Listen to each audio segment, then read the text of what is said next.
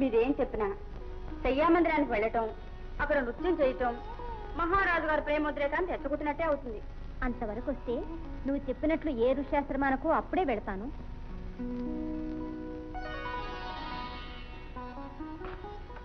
చిత్రిక వెళ్ళు. చిత్రిక నువ్విక్కడే ఉండు. చిత్రలేఖ ప్రత్యేకంగా నీతో ఒక క్షణం ప్రసంగించదలిచిన. చిత్రలేఖ, మాకు సన్మార్గోపదేశం చెయ్యటానికి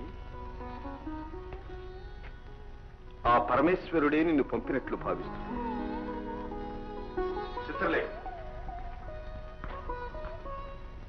నీ కోపదృష్టితో మేము మా దురభ్యాసముల నుండి విముక్తులమైన నీ రూక్ష వీక్షణ కటాక్షములే ఇంత ప్రబలమైతే మరి నీ మధుర మనోజ్ఞ దరహాస చంద్రికలు వెలయిస్తే మేము దాసోహమనటంలో సందేహం ఏముంటుంది?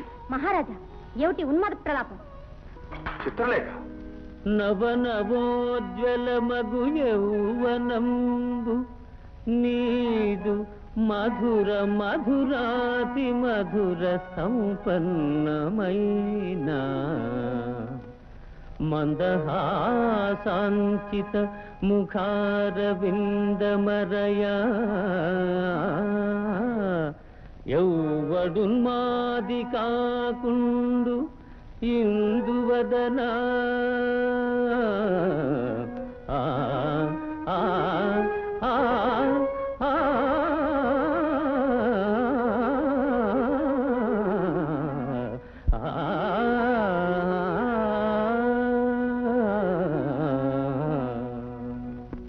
అయితే నన్నేం చేయమంటారు? ప్రేమదానం చెయ్యమంటున్నా. మమ్ము వివాహమాడి మహారాజ్ఞివై మా రాజ్యలక్ష్మితో పాటు మమ్మల్ని ఏలుకోమంటున్నా. చాలించండి. నన్ను వివాహమాడి శాశ్వతంగా మానవ స్త్రీ చేయదలుచుకున్నారా? మా మనోభీష్టాన్ని నీకు తెలుపుకున్నామే కానీ నీకు మనోవ్యత కలిగించడం మా అభిమతం కాదు. క్షమి.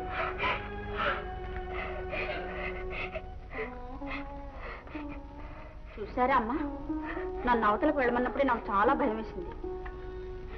అవును చిత్రిక, నీవు చెప్పింది నిజమే. నేను ఇక్కడ ఉండడం మంచిది కాదు. పద. అమ్మో, ఇప్పుడా? పట్టపగులు మిమ్మల్ని పోనిస్తారా? ఇప్పుడు కాకపోతే ఈ రాత్రికైనా. అలాగే మనసేమో నీ వెనుకే